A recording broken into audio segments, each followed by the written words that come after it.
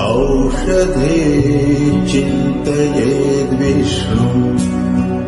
भोजने च जनार्दनम् शयने पद्मनाभम् च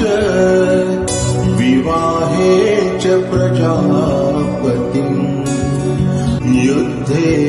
चक्रधरम् देवम् प्रवासे च त्रिविक्रमम् नारायणम् तनुत्यागे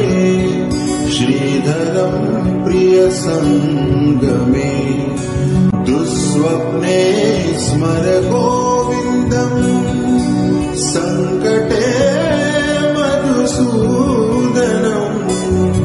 कानने नारसिंहम् च पावके जलशायिनम् जलमध्ये वराहम् च पर्वते रघुनन्दनम् गमने वामनम् चैव सर्वकार्येषु माधवम्।